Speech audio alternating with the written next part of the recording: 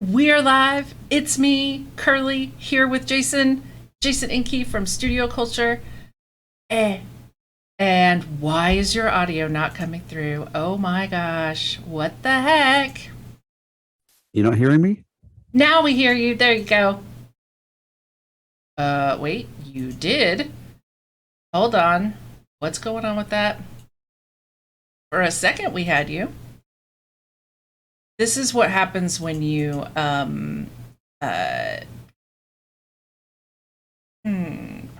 just defaults.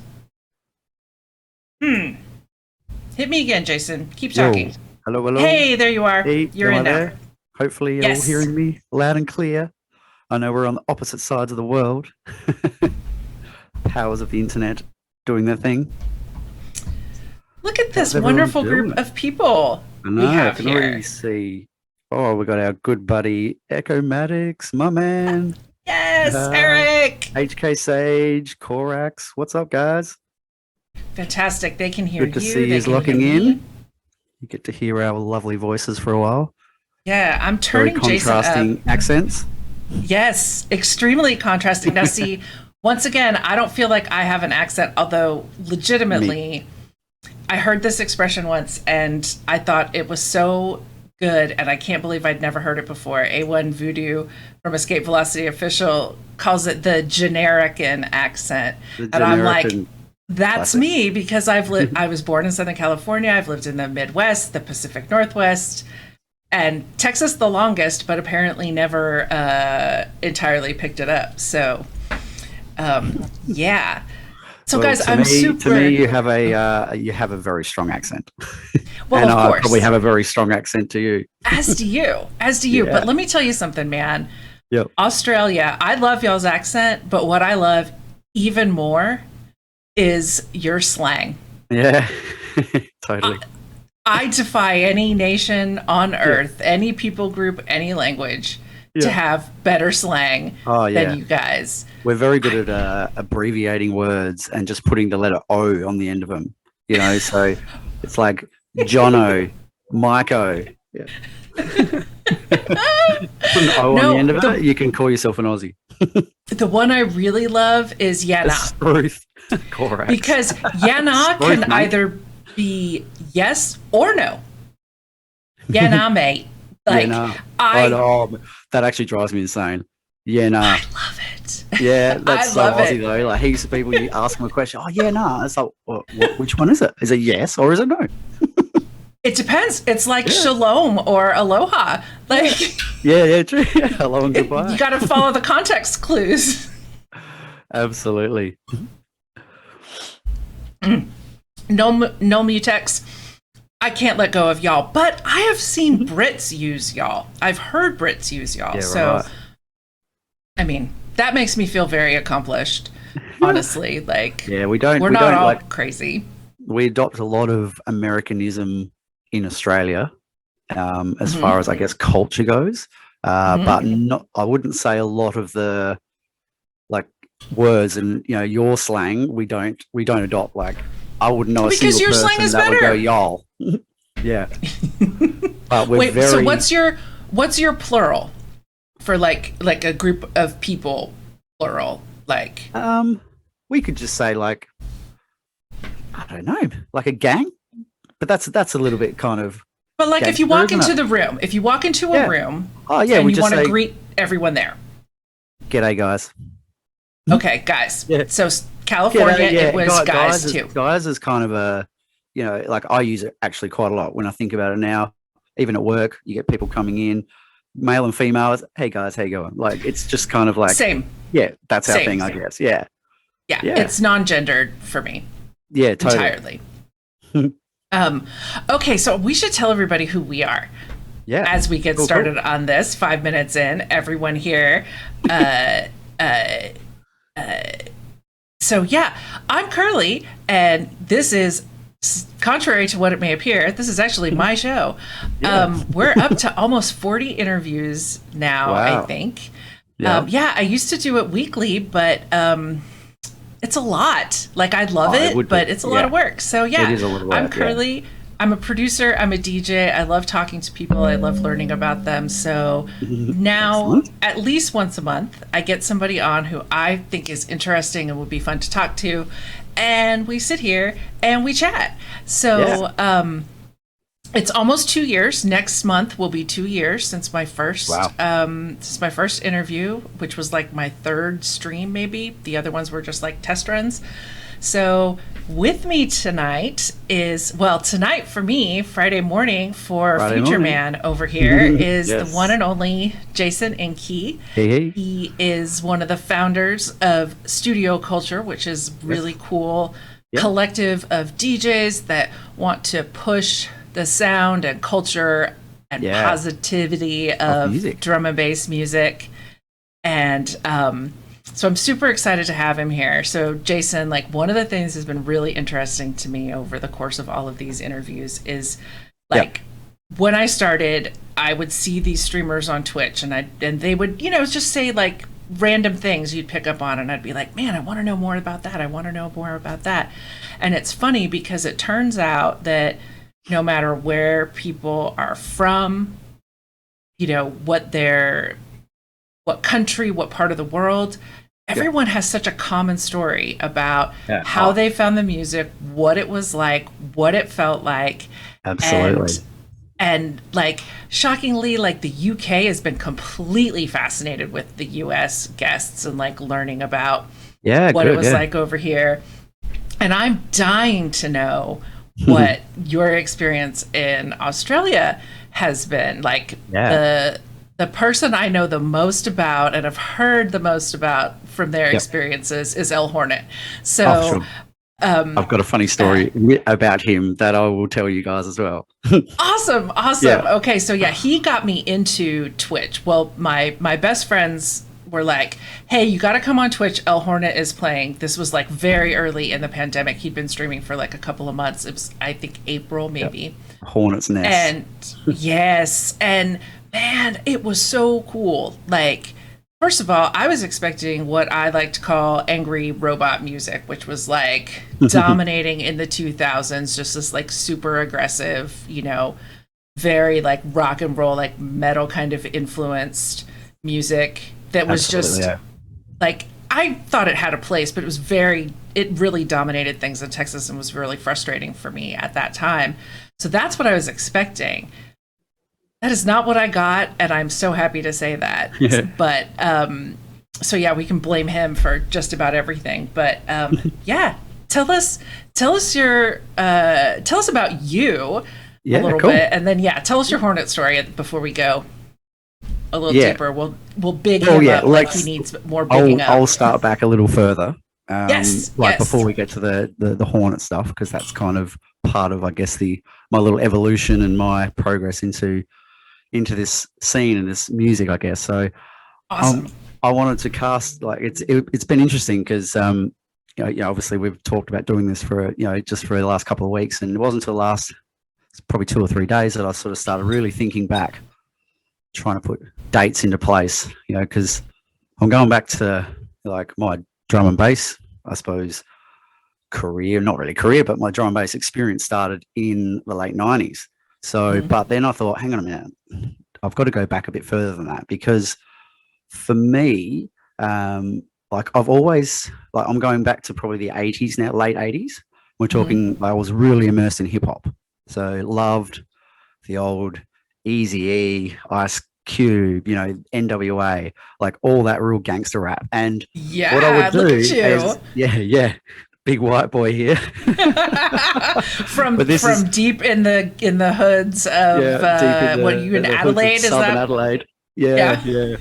And what I would do was, when I was sitting at home and, meant to be, I guess, probably doing my homework and studying, I would, going back to the cassette days, right? You'd have your cassette player, 2 decks. I was like, man, I've got 2 decks on my cassette player. Like, this is kind of cool. I can create, my own somewhat mixtape, right? So I would put in the 2 cassettes, hit play and record at the same time, play that one track out, hit pause on the recorded one, take the tape out, get the next tape in, fast forward. I was doing this sort of stuff.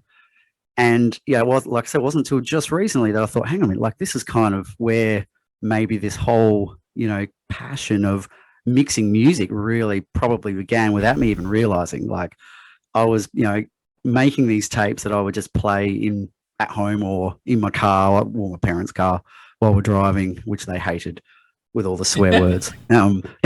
So yeah, it I was, a kind of, I was creating, these mixtapes without even aware of the fact that, you could probably blend them in some way using turntables, because obviously turntables have been around for a long time. Um, and that kind of progressed. Sort of, I finished high school in 1993, and still right into all the hip hop stuff. And then that started kind of dabbling a little bit in like buying CDs of like some sort of electronic music. So it'd be a very diverse CD of all mhm. bits and pieces, all different genres, and I had no idea what some of this stuff was. And that's probably where I first heard a drum and bass like track, not even really knowing what it was, and not even just sort of connecting that that was drum and bass. And I'm almost 100% sure it's my mind is pretty foggy from back then, but I'm pretty 100% sure that it was Soothe, which is the vinyl that's behind me here. So this is by the Furry Freaks, and this track called Soothe, which actually didn't get released until 1998. So it already began my sort of drum and bass, like little evolution by then. But yeah, like that's the track that I kind of heard and went, fuck, like what is this music? Like this is kind of cool. It's got, it's got like had a lot of hip hop in it. Because if you think about the speed of hip hop and the speed of drum and bass, like they're pretty much half of each other. Hip hop's like half the speed of drum and bass, and there's a lot of that in drum and bass even today. So yeah, I guess I heard this Soothe track. I was like, yeah, still hadn't really connected the that it was drum and bass, and then coming into sort of the late-ish or about 96 to 97. Well, 97 was actually the first drum and bass gig that I went to, like officially. Like it was a big, it was called Enchanted Forest, right? So this was the first ever outdoor rave put on in Adelaide, in South Australia, right? So Wow. secret location. You had to drive to a service station about an hour away and pick up a map. So no one even knew where it was.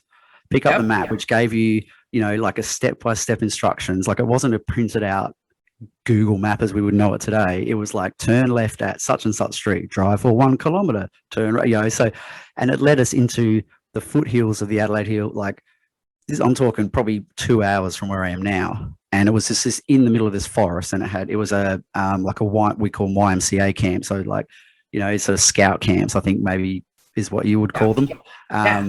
Two big ovals. One oval was like hard trance, and that just scared the shit out of me looking at the people in that crowd. I was like, whoa, they are on a different planet. And then the other oval was drum and bass. And I walked over there and I was like, oh, that's that music that I'd heard. And I looked up on the stage and I was like, man, I know that guy. Like, what is he doing? Like, he's playing records. And I was like, I went to primary school with him. His name was Simon. His DJ alias is Fiction. And yeah, one of the best and founding drum and bass producers, DJs in South Australia. And I went to primary school with this guy. And then there was another guy there, Tim, goes by Tommy Jr. I went to primary school with him as well. And I was like, so instantly I had this little connection with these guys. And yeah, just spent the night kind of, I didn't even know how to dance to it. I was just kind of bopping around. It was kind of felt a bit awkward. But yeah, that was kind of like, okay, this is really cool. I love the whole concept of the fact that they were playing vinyl. And I'm like, man, I can't actually tell, they're just starting the next track and what's going on back there, So had no really idea at that stage still what they were doing. And then this was December 97. And so we moved into sort of 98, and I was living in my parents' place, but they'd moved out, and one of my best mates was living with me. And he goes, okay, we're going to have a bit of a house party. It's kind of a little housewarming thing. And I said, yeah, cool. And he goes, oh yeah, like some of the guys are going to bring around their turntables. And I was like, oh, okay, this is interesting. And then in walks like Simon, in walks Tim, in walks like these other guys who I'd seen on the stage. And there was a whole heap of them, and they set it all up. We had a pool table going as well. Like, there was pool, there was music, and I'm just like, this is freaking cool. These guys are like like I was like God level, like, just thinking, these guys, they, whatever they're doing is super cool. And then halfway through, I'm playing a game of pool. Tim comes over and he goes, "Oh man, I want to, I'm going to challenge the next guy." He goes, "Why don't you jump up and play some music?" And I was like, "I don't know what I'm doing." And he goes, "Doesn't matter, man. Like no one cares." By some like fluke of nature, I managed to like beat mix, the first two mixes. Like, and I didn't even know what the pitch fader was, right? It was by some, like I said, a fluke chance that the first couple of tracks I played must have been pretty damn close to the same speed. And these guys are coming up going, "You just told us you've never done this before." And I said, "No, I haven't." Like, they're like, "But you just did it. Like you did what we're trying to do." I was like, "Okay, yeah." So I look back at that as like an absolute fluke. I think I spent the next probably 7 hours, like, because we were up all night as we would be in those days, 5, 6 in the morning. And I think there was probably about a good 5 hours of train wrecks from then on, but all part of the learning curve, really. There was two guys, James and another guy, Gummy, we call him. They were playing NBA, like on, it might have been one of the original Nintendo NBA games, like NBA Hoop or whatever it's called. And me and my mate Ian, we're just like banging out train wrecks, like after a train wreck. And we still laugh about this story. Just their ears were bleeding, but hey, that's how you learn. So that was a really, I guess, like pivotal moment for me. And I was like, okay, I want to learn. I want to learn more. I want to be able to just grab a record, put it on, and beat mix. And I kind of had this, and I still think to this day that I've always had it, this natural ability, like for this, for doing this, but also recognizing when you should be playing a track, when you should be mixing in a track, when you should, you know what I mean? Like, I think that is more of a key to DJing than, like, for me, than actually just doing it. Because, man, anyone today can buy like a console and sync, like that's today. Like anyone can do that. And but even doing that, like I do that now because, man, like I can't be asked I keep mixing all the time.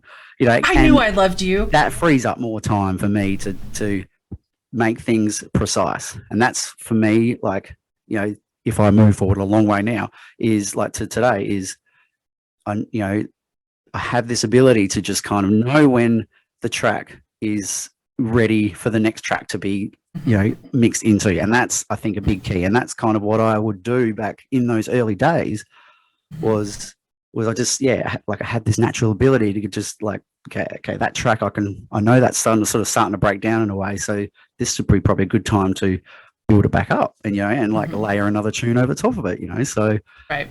Yeah. So it's that was sort of 97 into 98. I started DJing in 97 too. That was when I started. Yeah. My first mixes were definitely not smooth. And honestly, like, I'm such a perfectionist and have been for a really long time that I look back and I'm like, how did I tolerate sucking so bad for as long as you have to suck to get like okay at it?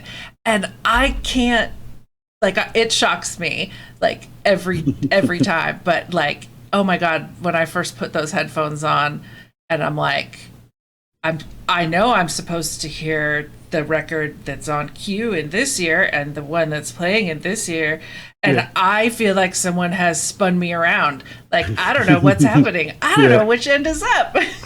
Yeah, but I think it, like, in those learning days, like a big key for me was like recording everything that I would do, whether it sucked or whether it was good. And then you listen back, and this is still, I'm talking about recording onto cassette tapes still back in those days. Like, and you would listen back to it and you'd be going, oh wow, that was actually way worse than I thought it would be. Or, or actually it's like, oh crap, like, that one, those two work together. Like, I didn't even, for me, it was like, there was never thinking about like musical keys of like, I'm not very savvy whatsoever when it comes to like musical like the fundamentals of music itself, and Same. as far as keys and blah blah blah, all that crap. So, well, not crap, but greatness. But yeah, it was just I was just like, oh, that sounded great with that. So I would keep that in mind and just go, oh, maybe I could play those together sometime. And Yep.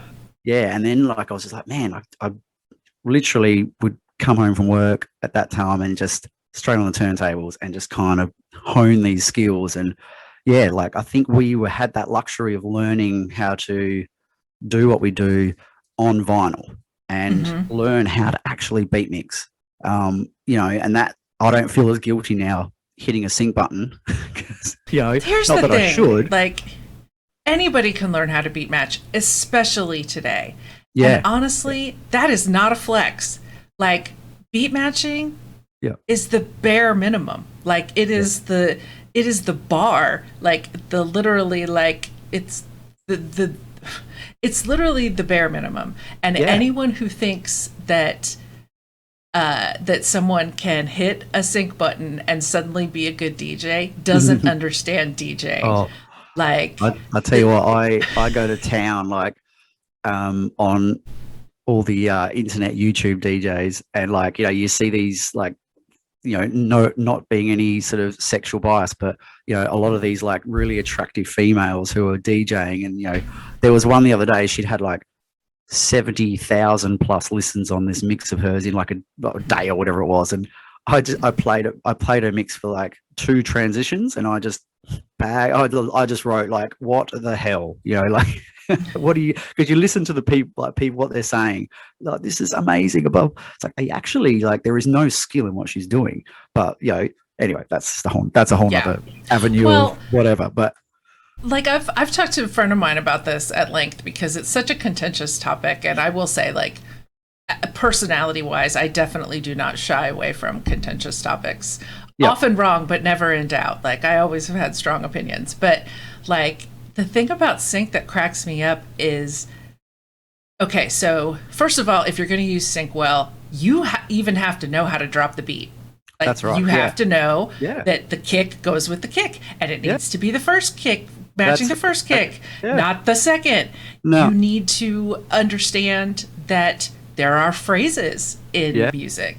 You need to understand that keys are a thing. You need to understand energy levels and like what songs actually go together to create the vibe you want or to move people in the direction you want. And not a single one of those, all of those things to me are 100 times more important than having a perfectly beat matched mix. Totally. And a button can't do shit for you when it comes to those things. That's it right. It can't do anything for you. No, and you've like, got what you're doing. Well, like, the part that cracks me up is like, there are people that think sync is bad no matter what, like, just to get the BPM. I'm like, okay, what is the difference between me hitting the button to make the 2 little numbers match and you sliding a fader to make the 2 numbers match? You're not using your ear. I know that's not what you're doing. You're going 174, 172, okay, 174. Like, this is not impressive, man. No, it's not. No, and that's what makes the whole vinyl thing, like a super like impressive thing. It's the fact, if you can do what you're doing on these consoles on vinyl and mix them the way that you do them on here, like I will be like fucking impressed, as like, you get 10 stars and 11 stars from me or something, like that is because there's it's a generation thing as well. That's a huge key to it. And but if you can do what you're doing on this and do it on this as well, like obviously I don't have 2 anymore, but I would love to.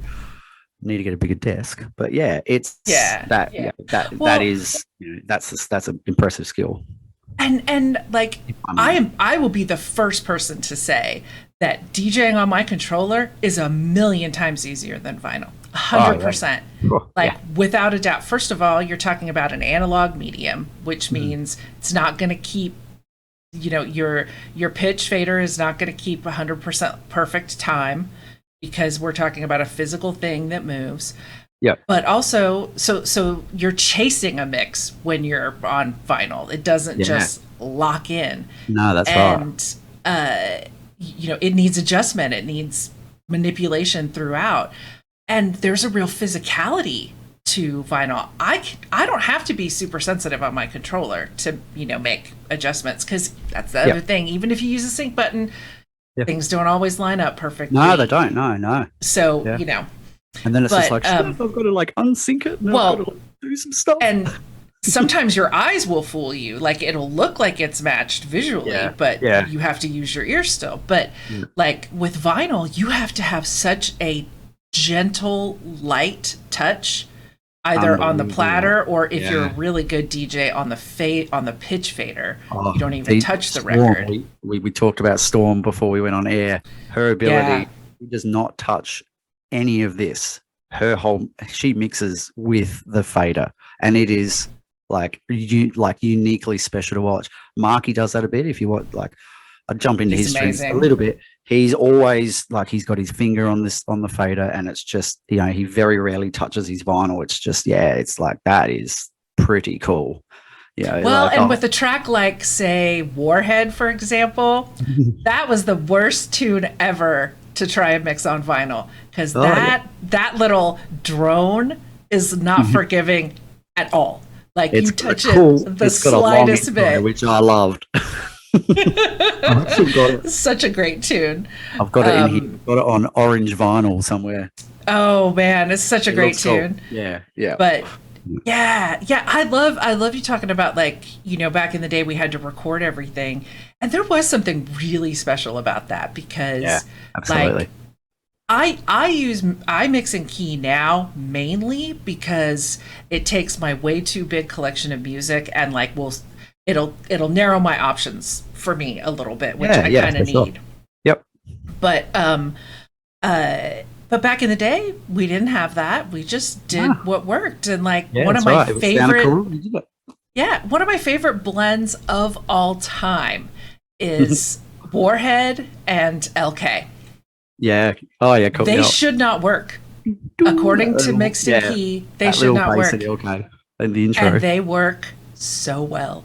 But like that, it is not. I am glad I learned on vinyl. I have such a tremendous appreciation for everyone that DJs on vinyl, because I know that it is hard. Yeah. I'm perfectly okay with it not being hard. I've done my time. I don't have anything to prove to anybody. Exactly. All in the same boat. Yeah. But like, I love how easy it is, and I love that. The biggest thing I love is that for $250, I got back into DJing. I didn't have to spend way too much money on 2 decks and a mixer. I didn't have to buy more vinyl because I had sold a lot of mine. Yeah, and regretfully. I love. Well, I don't have room for it. I live in an apartment, and it's a whole thing. I don't miss those probably days. Would have had like almost double what I've got behind me. Yeah, at my peak time, and sold some good stuff. But anyway, I bought a lot of crap, though, not because I thought it was good, but because there was a period. For me. Well, there was a period here where like it was like an arms race to have new tracks, and like I gigged a lot, and like people, there were like the not the people in the crowd, they didn't care, but like the train spotters, who were there looking to have a bad time. Why aren't you playing new records? You've played that before, blah, blah, blah. Speaking of the Hornet's Nest, there's Everybody Loves Duck Sauce. Welcome in to you. Oh, and Mona Lisa. Speaking of vinyl DJs, she's amazing. Cool. Burner, good to see you. Sage, I'm so glad you made it in today. Magic Maudie, Jacob Welsh, big ups. Echo Maddox. Dude, I can't tell you, Eric, how often Jason and I have talked about how much we love you as a producer. So, not just a producer though, but God, he's also a wonderful human such too. A freaking awesome guy. Like, it's funny. Like we've only crossed paths probably, only like a year or so ago, and like he's the one that actually introduced me to Good Shepherd, to Johnny. Like he's just certain people, you chat to them and you instantly connect, and you just know that they're very similar people, similar human beings to what you are. And yeah, Echo Maddox, man, like what a freaking legend, you know. So Guys, yeah, if y'all haven't heard Echomatic's production, just literally stop he's like, come and on now. put it into Google right now, Oh, because you will not brother. be sorry. I have his new EP on promo, and it is freaking amazing. It is out October Ooh, 7th, I believe is the ooh. date. Correct me if Is I'm this the wrong, Celsius Eric. stuff? The On Celsius? Celsius. Oh, I've only heard a couple in the mix, so yeah, I can't wait. It's funny, like Uh, when it comes to yeah, to hearing, you know, like, you know, you see people putting up mixes and it's just like, you know, one of your favorites forthcoming to a label. It's like, oh man, like, you know, I can't wait to get my hands on it and hear it. And like for me, if I branch off slightly to there from there is yeah. when talking about, you know, promo music and unreleased stuff, like I never expect anything, you know, like Yes. I'm totally humbled and thankful for what I do get from certain people. And it blows my mind.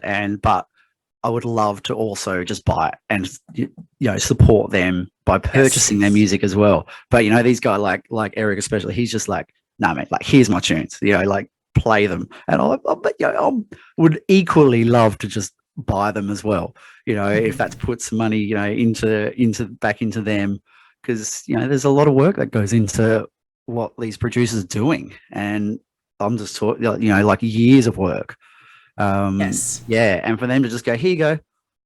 And I was like, man, like the best thing I can do is like say thank you, but and then play their music, you know. So if you do, you know, look at a lot of the music that I mixes that I do now, you know, the music that I'm playing is not by big names and big labels. You know, it's I'm supporting the people that do this and support me. You know, they're Yeah. kind enough to put me on a promo list. You know, like, I woke up one day and Pixar had put me onto Goldfat promo, and I'm just like, Nice. get out, you know, like I don't even know Johnny or Grant, like, and don't even now still, you know, every now and again I'll say a little thank you to them, and they're like, yeah, no worries, man, thanks, you know. But you know, things like that, it's like, whoa, like these, you know, these are cool. This is cool stuff. So yeah, Mhm. that's yeah, it's quite humbling. There's a growing list of people that I can thank, but we'll go down that path in a bit. Okay, so Sage hit it on the head. Giving back is one of the best parts of being in the scene. And Yes, man, just read that. Yeah. I started DJing because I love the music and it was another way to like interact with it. But since I came back to DJing, my my focus, what has made me excited, is promoting the music, pushing the scene, getting stuff out there. When I got on promo lists, I was like, "What?" But I was so excited, right? Because it was like, "Oh wow, this is like an opportunity for me to, push stuff forward." And like, I have my friend Preeti. I She first heard Matt Secret Structures on my Yep. stream, and now she loves him, and I'm like, Yeah, and and that's it.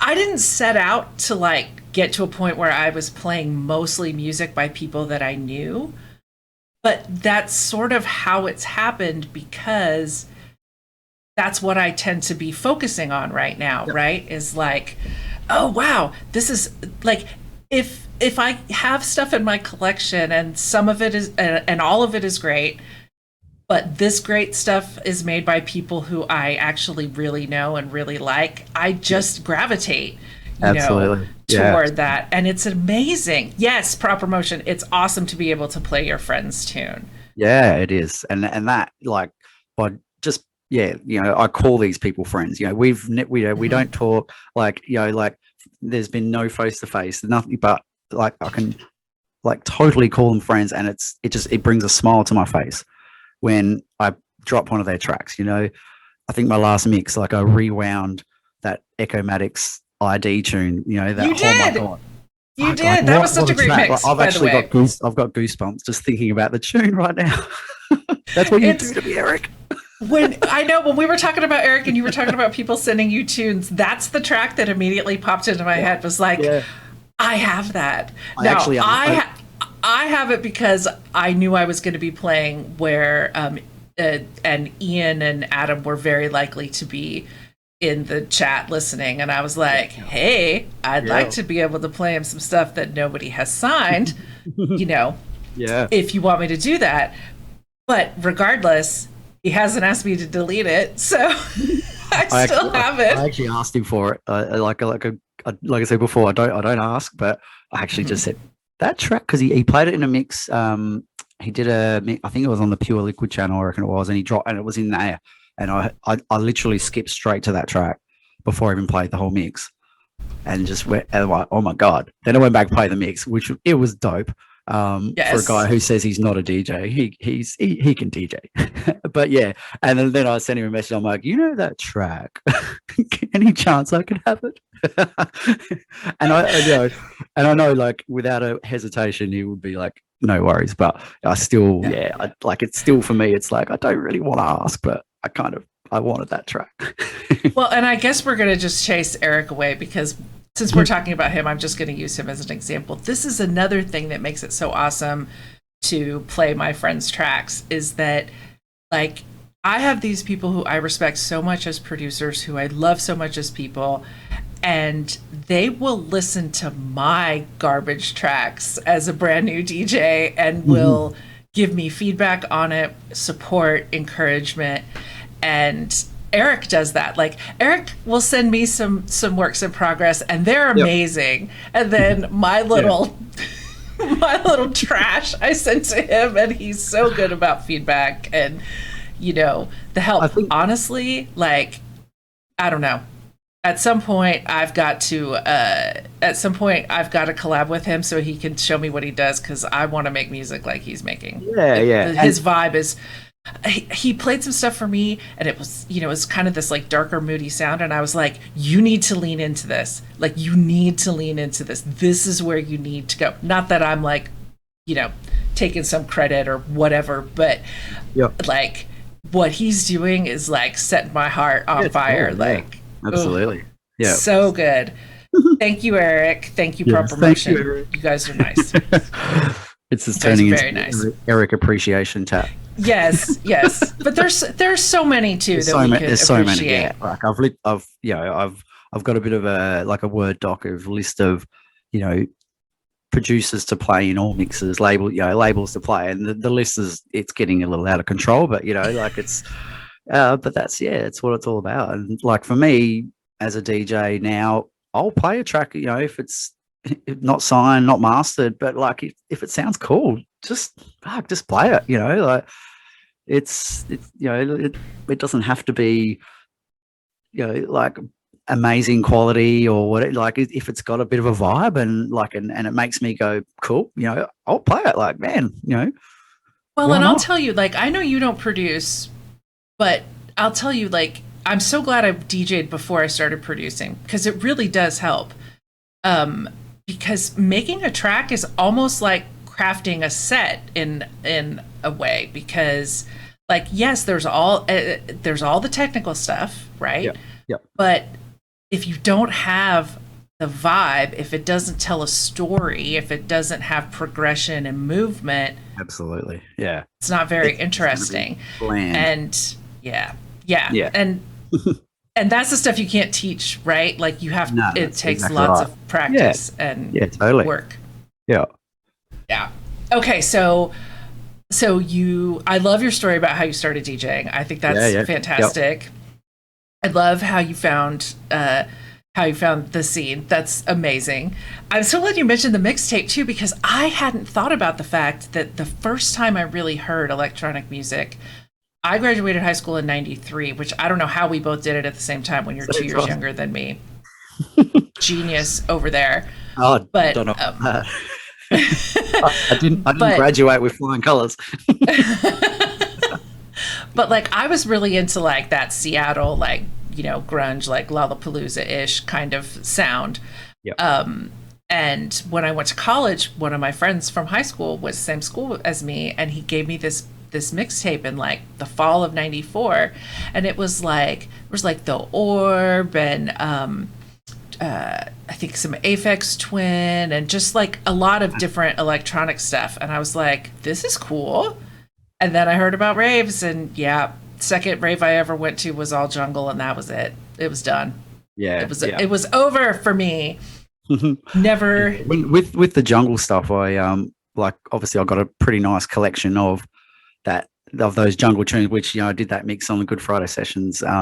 Yeah, which was one of the highlights of this year for me for sure. But this little section here, my vinyl collection, is pretty much all that. But I didn't actually start collecting that until like many years later. So like, if I can go back, that surprised me when you told that story, because like that mix was like a heads mix. That mix was like a labor of love. That's when I really connected with you. Like I liked you.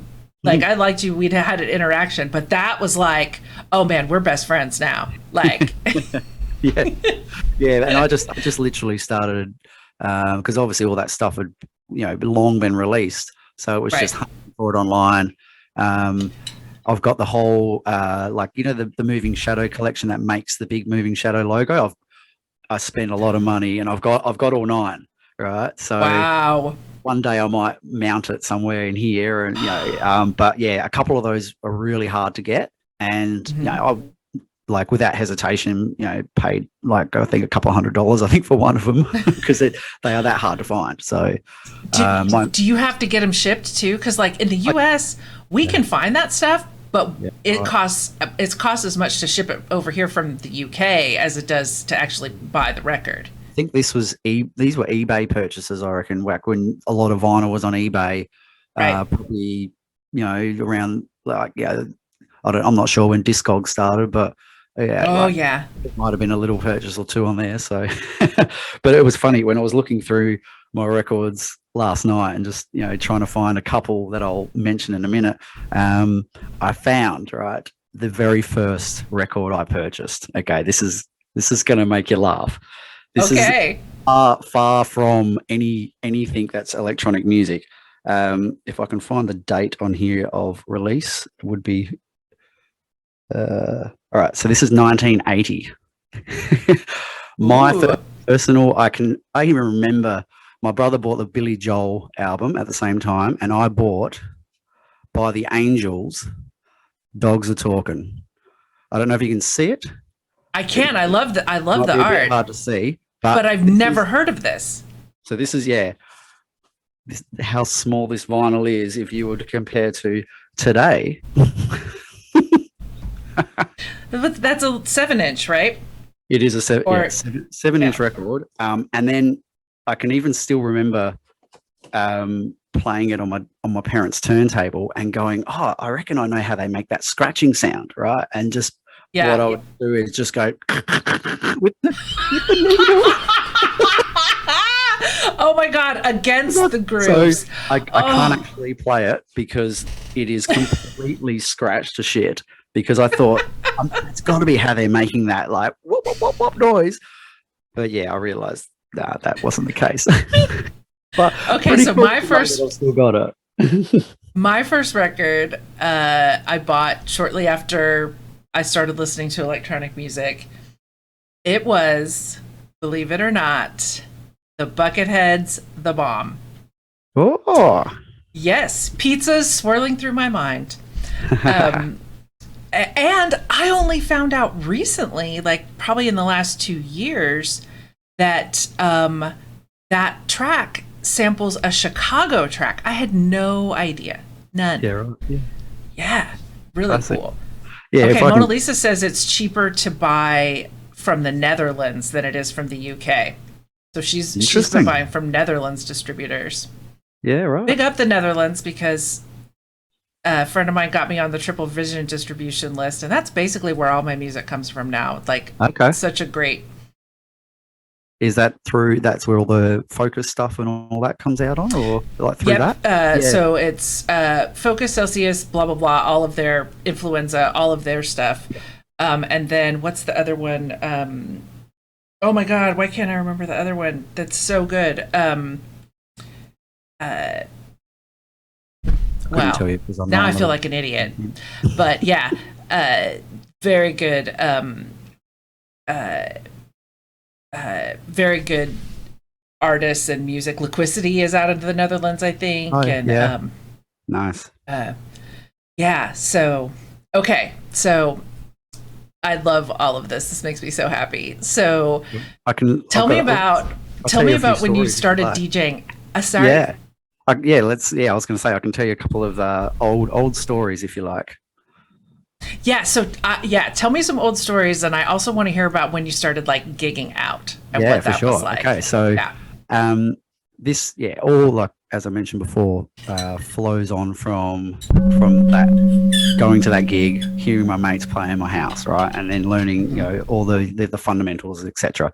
Um, I did pick up DJing quite quickly, and beat matching came, like I said before, came quite naturally. So I was like, okay, the first thing I want to do is start, obviously going and buy some vinyl because all I was doing at that stage was my mate would leave me, a chunk of his collection. Hmm. Obviously the stuff that he didn't play much, so it Right. wasn't, there wasn't anything magical in there. Right. So we had a record store in Adelaide called Central Station Records, which was sort of down, like you go down a few flights of stairs in the main mall in the city, and there was just this little room like lined with vinyl. And then like a guy behind the counter, MPK is his name. He was probably another biggest promoter in the Adelaide scene, and still does a lot of stuff these days. He was behind there, and I said, look, I'm new to all this. Don't really know where to start. I sort of mentioned the whole connection that I had between these guys that I heard play at my house. And so, yeah, the first records I ever bought, which you can see behind me. So I've got the Chemistry and Storm EP, which, yeah, which is, I didn't even know they put that out on vinyl. Like I yeah, didn't even know. absolutely nostalgic. Some of the tracks on there are just, they kill. The quality of the music pressing on there is, yeah, it's pretty average. I don't really play it Yeah. much, but the tunes themselves are amazing. And then at the same time, I bought the Wishing on a Star, yeah, on That 10-inch, which is obviously I still play. My wife, I think, is probably her favorite drum and bass track. It's just, there's something about this tune. It's just, it will my never first go ever old in my gig. mind. Yeah, my first ever gig, one of the girls that ended up being in my DJ crew, she brought that record and it was the first time I had heard it. And yeah, it's amazing. Yeah, So absolutely. good. So, so I just started. Oh, I started Magic buying. Body. The tune is "Wishing on a Star." Who's the artist? I can't remember. So it is, or it's an Urban Shakedown remix. So 88.3 is the artist, and then featuring Lisa May. And Urban Shakedown mix, and then the other side. I don't even think I've played the other side, to be honest. But yeah, it's a very similar track, just sort of slightly structured differently, I guess. So a little bit more harder. It's called the hard mix. So it's but I like the original. It's beautiful music. If you Google it, find it on YouTube. Well, and that one is find it on like vinyl again. Good luck. back in the day. You want to get the crowd hyped. You want to get them focused on you. You want to get them singing along. Drop that sucker. Yeah. Well, funny though, but this is not the music that I started playing when I started DJing. So the very first track that I ever played in front of a crowd, it was during winter of '99, and that Enchanted Forest thing that I mentioned earlier. They had a winter. They started the first winter Enchanted. So because it was so popular and people were like, man, these festivals are amazing. My mate Tommy Jr. was opening up, so there was pretty much no one on the dance floor. It's just, but I was behind the decks with him, and I'm like, man, I feel like a bit of a rock star here, and he's like, oh, do you want to mix a track? And I was just like, yes, of course I do. So he just pulled out a tune, which is this guy behind me here. So JMJ. Oh God, Richie, which one is that? that is the one and only Temporal Mechanics. Yeah, I could actually. Whatever happened to JMJ and Richie? Oh, tell you what. Why don't I just sort of drop it? Yes, drop it. Yeah, That I'll man, play when a little that bit. stuff started coming out, I was like in love. That was my stuff right there. It is amazing. Yeah. Now, I had this thing though back then where I'd always buy promos. So most of my record collection is white labeled. So Well, do you know why? I figured it out. We got mostly white labels here too, and I think what it is that they pressed a bunch of pre-artwork releases, and when the pre-artwork releases didn't sell before the artwork releases came out, they just shipped the white labels off to America because we got the second, like, we didn't get the first go round, right? They were like, well, we got to sell these no artwork releases, let's just send them over there. They don't know what they're getting. Yeah, so all right, what I'll do is I'm just going to switch over my audio, and then that way Yes. you guys can hear this, and I'll just play this absolutely amazing track. You don't have to play the whole thing, but yes, play it.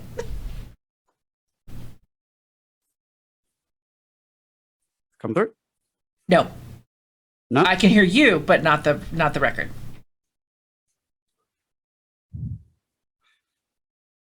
That's a bummer. How It come is a things bummer. It work? was working before.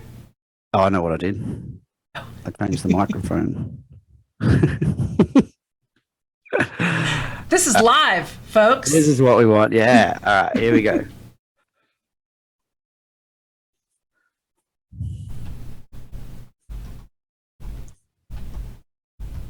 Nope.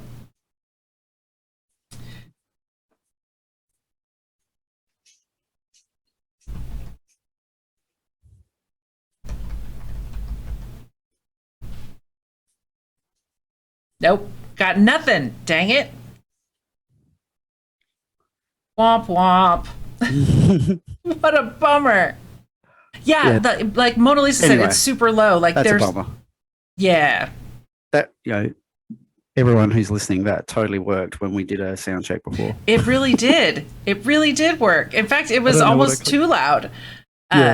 Yeah, well, Someone says, yeah, just really Anyway. quiet. So yeah. anyway, Yeah. but have a look it up. Temporal Mechanics, James Ritchie. Yes. So yeah, that was the first track that I played like out anywhere, like, and it was just that one tune. So Love that. yeah, and so further on into the year, my mates had started a little promoting group called Turbine.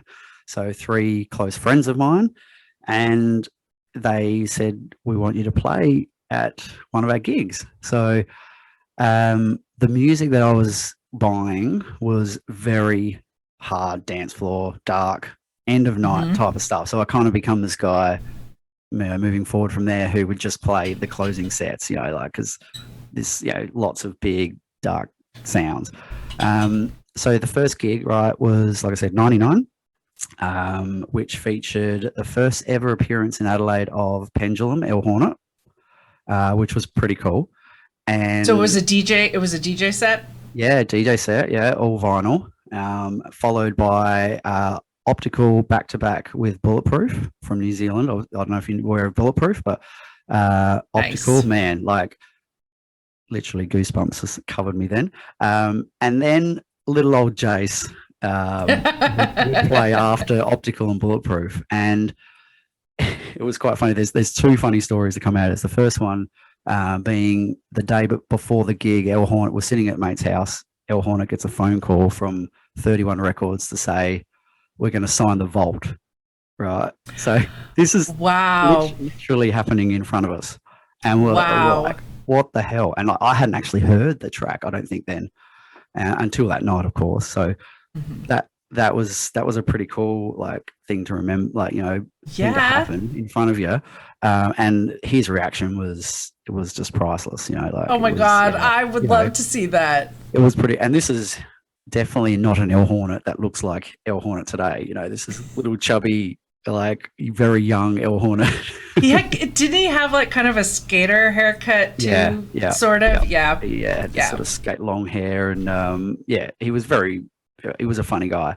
And then when he played his set, my mates are coming up to me going, Jace, he's playing all the stuff like that you're going to play. Because apart from obviously whatever he had of his own, like, cut, probably to whack, like to vinyl, as dubs. Right. And I was like, oh my God, like, this is going to be pretty interesting. So, but then, obviously Optical and Bulletproof came on and teared the place to pieces. And then about 10 minutes before my set, I'm standing up on the balcony, and my mate's like, "Are you ready?" And I said, "Yeah, I'm pumped." Like I never really got nervous, like when I was going to have a gig. It was, it was more excitement that filled me rather than nerves. Um, and he's like, "Yeah, are you nervous?" I'm like, no, I'm not nervous. And then he goes, "All right, man, like, get back behind the decks and, get adjusted to the sound." And then as I'm going down there, I thought, I don't actually own headphones because, because I'd always, oh my God, I'd always, You always borrow my people's? mates. Yeah.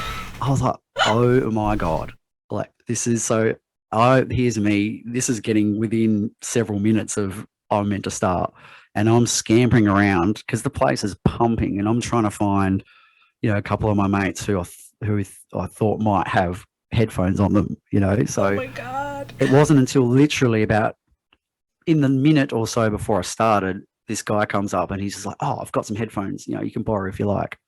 And I'm like, "Oh man, please," like, so I put them on, and then his girlfriend comes up like a minute later, or like, less than a minute, and just says, "Oh, you've got my boyfriend's headphones on." And I said, "Yeah, like he just lent them to me." And she's like, "Oh, I just wanted to make sure you weren't flogging them or something." I was like, no. Flogging is a slang term for stealing. But that was not a unfounded concern. I mean, like, it was pretty funny. I had records go missing. I never had headphones go missing, surprisingly. I made my first tracks in 2020 on the headphones I bought in 97 when I started DJing. They only just recently died. Like, finally, that old plastic broke. Big up Sony VR 500s. They don't make them like that anymore. No. So that set was actually, like, apart from the mixer, like, was distorting the bass to, like, really uncomfortable levels, which is probably part of the fact that I didn't probably adjust any of the EQs after, optical and bulletproof and, like, turn everything up red line. But yeah, I had all these people coming up to me, like, during my mix, and they're giving me CDs and, wear such and such. And I was like, okay, cool. And then I didn't really connect, like, or click till much later that they probably thought that I was either optical or bulletproof. And not this guy, Jason from Adelaide, just first ever gig, which was kind of funny because I thought, why are they giving me, like, all these locals giving me their music? Like, it didn't make any sense. But that's the only conclusion I could sort of come to it from that. So yeah, that's amazing. It was cool. I got to play that first gig, straight after some, like, really big names in the scene, who then obviously went to new heights, and just to look up and see, like, optical, like, my opening track started with it was Matrix and Optical. Oh my God, on Metro. What is it? The one. Oh my God, I can't remember. I probably know it, but can't remember the name of it. Yeah. Anyway, that was the first track I played, and I looked up, and he's just like, bopping his head, and I was like, okay, this is freaking cool. Yeah, it felt cool, like, just to see him bopping. I knew it was his track. I played that on purpose. For the confidence. Yeah, I'm so jealous. My first real gig, the promoters decided, hey, we'll make our second area at the event will be just for new DJs. We'll book just new DJs that have not played out. Yeah. And I was lucky because I'd been in the scene for a while. So by the time I got started DJing, my non-existent scene that was now big, everything was being thrown by people I already knew. So I got in there, and it sounds great, except this area was outside and the decks were right next to the queue. Oh God. Like getting the spot where the money was changing hands and the line were right there. Oh, and I'm like, well, no freaking pressure. Mm-hmm. And, like, literally every single person in the place, if they came in the hour that you were playing, they had to listen to you. Trainwreck. So good. I was come so on to nervous. Area 2. This is where it's at. Welcome to Area 2. Promise the event section is better inside. But I was so nervous. I could barely put the needle on the record. My hands were yeah, shaking like so hand bad. shaking, yeah. Oh And the my harder you try to God. stop it, the more your Oh hands my start God. It was shaking. so scary. Yeah. I It just was realized why. I terrifying. just realized why my record probably didn't work because I didn't actually have the volume up on the master. Oh my gosh. Let's play it. Let's see. Should we Let's see play if it? we can make it All right. happen. Let's see Temporal it. Mechanics by JMJ and Richie. I'll just find the spot first. Yeah. Yeah, see, people also talk about like how mixing with your eyes is lazy with digital. I'm like, did you ever play a record? Because I'm telling you, I had to use my eyes when I was DJing vinyl. So I knew when that drop was coming. All right, I'll just flick over the audio and then hopefully this might work.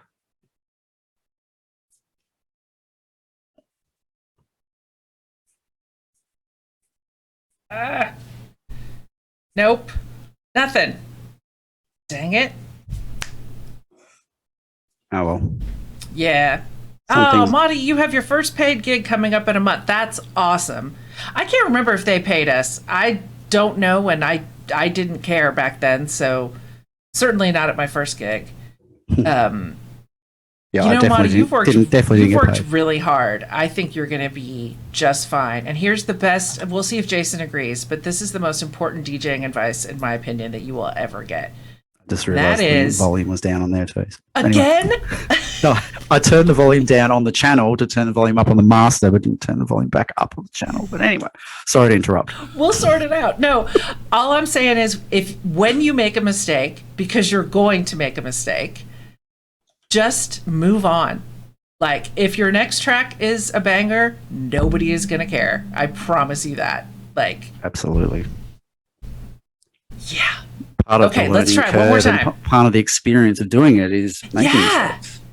Well, and learning that they're not that big a deal and learning how to recover. Like you're the one that's going to keep thinking about it, not them. I promise.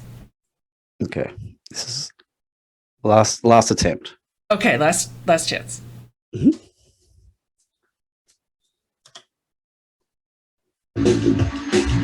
Yes. Or yeah. Oh.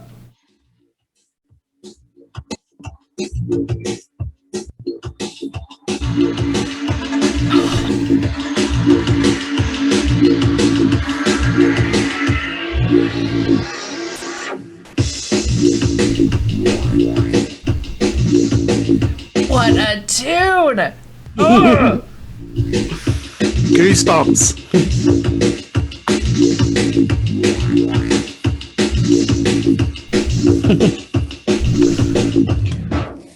Once again, JMJ and Richie Temporal Mechanics. That is funky as hell, but it's still kind of hard. Like that was a really interesting time in drum and bass. Like there was a yeah. lot of these really funky elements, but they were still like dance floor business. Oh Yes, man, like Sage. absolutely. Wah, wah. Yeah, like, and it's I can still play this in any mix today, and without even hesitation, knowing that it's going to stand up to, obviously there's a different feel to electric, like digital music. Mhm. But man, like I could drop that in a mix anytime, and it's just going to Yep. sound sick. It just, Yep. yeah, and that might be the nostalgic connection I have with it, perhaps. But yeah, man, what a But I tune! mean, I get the sense that like just because I know it and you know it, there's plenty of people that have not been doing this for 20 years. So Yeah. it would be brand new to them, and Absolutely. But yeah, they won't know. that was given to me by one of my very good friends, Ruben, another guy in the local scene here who taught me a lot about DJing. And yeah, we're like still best friends today. 20 years, we're at each other's weddings.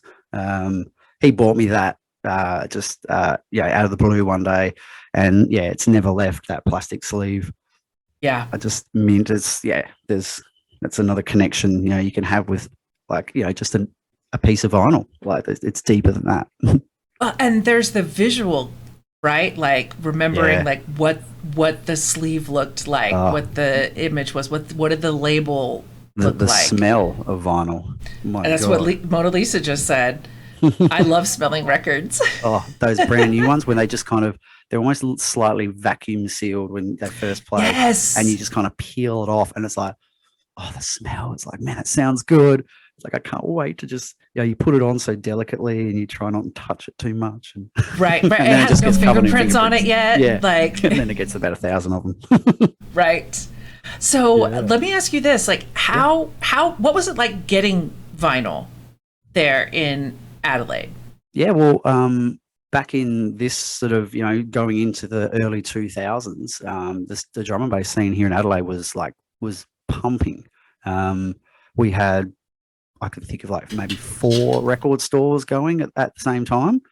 Yeah, Wow. there was one which I was, regular. I was actually working right near, which is called Sugar Shack, and it was, right down near the beach.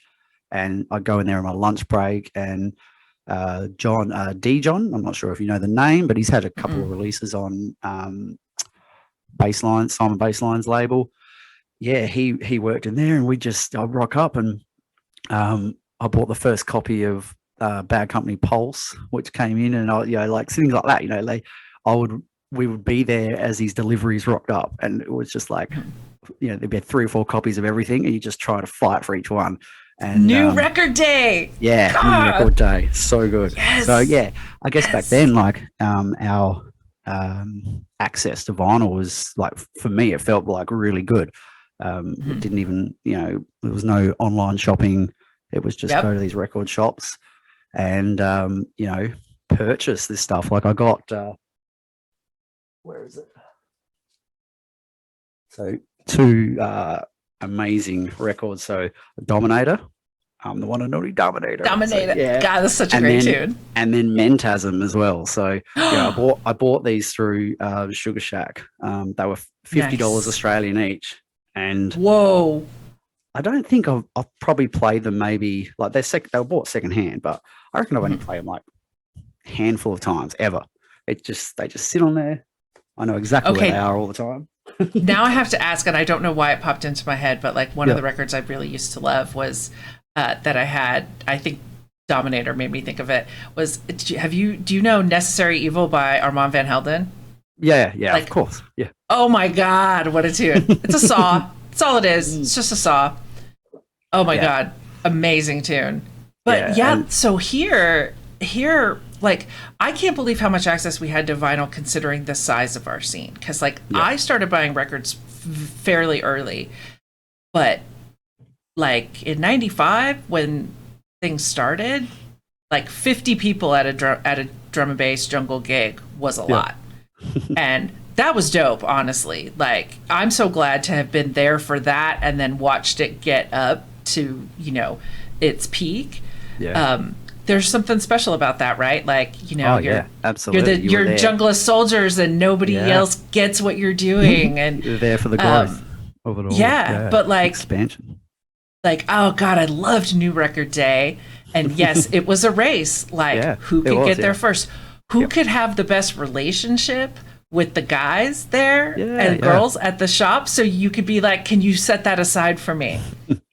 And I had one record that I kept the post-it note on it forever that said, for Curly or Jeff, whoever gets here first. I love it. Yeah, But we did get to a point eventually where some friends of mine and we got them to give us the order sheets. And so we got to order ourselves, which was That's always cool. a risk. Yeah. Yeah. But, eventually you learn it. Yeah. Eventually you learn and hope for the best. Yeah. I was Um, pretty lucky. I had a couple of like I said, D John owning, like working in one shop, and then my Mhm. mate Simon Fiction, who opened up his own store as well. So good mates. Oh, wow. Who own a record shop, and yeah, they knew what I liked, I guess, at that time, and they'd be just like, "Oh, Jay, such and such, it's dropped." It'll be like, "Yep, Yeah. I'll be in this week and grab it." I'll be there. Yeah, yeah. So Yeah, God. So, okay, so what were you paying for records? Because here, like, it was probably typical was like $12.99 for a single. and that's, $12.99 yeah, US. so American, so about 20 Australian, and that's pretty much what we paid, about 20 Yeah. 20 Australian, which would be pretty similar to that, and Which let's Yeah. be honest, was for one tune because Yeah. you were Yeah. probably never going to play the Oh, other side. it was always generally for one tune. Yeah, yeah. And Until now, yeah. oh Yeah. my God, now music is so cheap. And like, this is the part that really blew my mind is that when Bandcamp releases somebody's album, they don't even make you buy all the tracks. You can Yeah, just buy one track. I know. Yeah. Yeah. I mean, I like the way like, Basics do it really well. They kind of, you buy the album or the whole what it is, the EP, if it's 4 tracks, mhm, whatever. It's you buy the whole thing. I think that's a good idea. It's like, yeah, yeah. Well, I mean, and supporting. I've done the math so many times where, like, let's say it's a big compilation, and I'm like, okay, if I like 4 of these tracks, I might as well just buy the whole thing, or, like, Yeah. monetarily, it just doesn't make sense. Or I'm lazy, I know I'm going to like at least 3 of these. I'm not going to sit here and listen to 30, so I'm just going to buy the whole thing and, Yeah. be done with Totally. it. Yep. But yeah, well, and Basics puts out nothing but quality, so yeah, they can totally do that. Hey, okay, what are your, like, okay, when I say favorite, like, there's Yeah. plenty of good ones, but like, what are the labels that like jump to the top of your head? Talking today or Yeah, today. yeah. All right. So the ones that I like try to feature, or I do feature in all my mixes. You got the likes of like Goldfat, Mathematica, which is a pretty new Yep. label. Lucky enough that Dennis sort of put me on that promo list from day one. 170 plus, so the guys from Canada, another new label coming up. Sunny Moves, been pretty lucky to be on that promo list. Default, of course, like, man, a lot of love and respect to the Default crew, and I think Yes. I really feel that in these Twitch shows that you guys put on. There's a lot of love for the Default guys. Yes. Yeah, like Well, because that's what they put out. I mean, yeah, that's right. Big love, like, for me, to FX 909. So from mhm. Paris. Yeah, we sort of cross paths. Like, he's older than us. Like, I think he's 50 maybe. We crossed Wow. paths during lockdown, I reckon it was, maybe the year before, maybe 2019. And yeah, really nice guy. And he's just like, I just literally heard some of his newer stuff on Mhm. SoundCloud, and I just messaged him and said, mate, g'day from Australia. Just heard some of your tracks, like, really loving them. And he's like, here you go. And he just sends me everything, so, Nice. which is cool. Nice. Basics recordings, C recordings. Yeah. Like, just off the top of my head, like, yeah, Yeah. they I kind of make sure I feature something from those labels, all the Headspace stuff. So, Mhm. what Pixis is doing.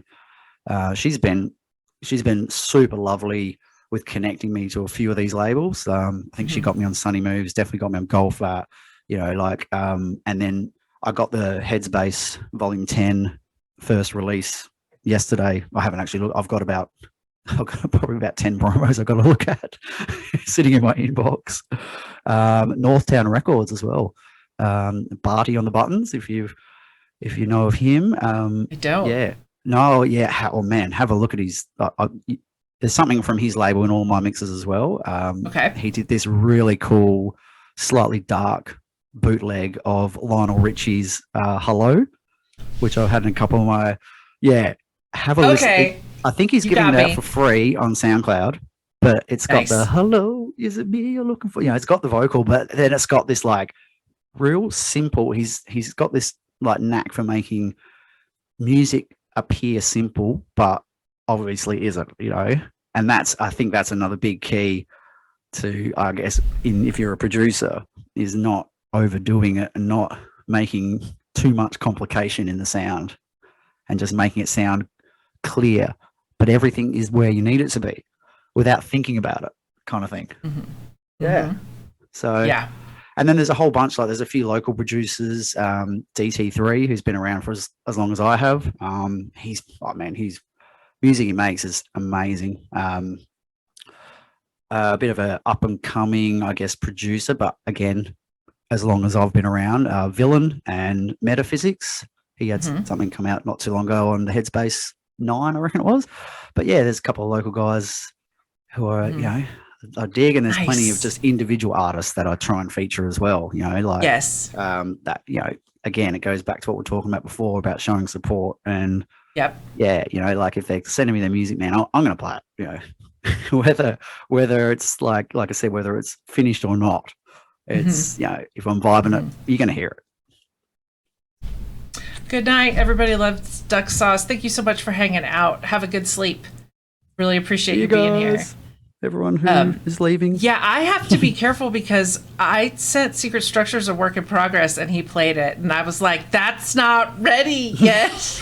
But it's probably interesting because I did dabble in production, like in the sort of mid 2000s with Cubase. Actually had Face in the studio with me, luckily enough. I know Flo quite well. And Nice. Face sat down. We spent a day in the studio, and I was like, "Oh my god, we kind of made a track," which never really eventuated. But yeah, it's as I think when you're making the music, you're always super critical of probably what you're doing, more so than sending it to someone who just goes, "That's got a vibe." Like you may or may not pick it up when you're just making it yourself. I think that's what I found a lot of when I did play around a bit. It was like, I didn't think the stuff that I was doing was that great, but there was some guys around here who were just like, man, keep at it. Like, you're going to get stuff signed, released. And I'm like, nah, man. Anyway, that was a long time ago. Well, it's interesting because I do think there's an element of when you know someone and you like that person and you know they're working hard, I think there's a predisposition to really like you go in hearing their stuff and you want to enjoy it, like you're there to enjoy it, as opposed to like being there to be critical. But it is almost impossible, I think, to listen to your own stuff objectively, because You've probably heard it 10,000 times already. Well, that, and I heard I was on some Instagram reel, the audio for it was talking about how this girl was saying that one of her art teachers said that the reason that it's so hard for an artist to look at their stuff and like it, which I think it applies to any art, including music, is that you spend so long looking at it or listening to it, looking for the flaws, looking for the things that need to be fixed, there comes a point and that's all you can hear. Yeah. And also I think, like, for me, it's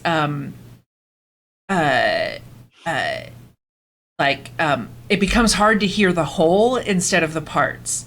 Like, I'm like, okay, is this kick loud enough? How does it sit in relation to the bass? What's going on with that snare?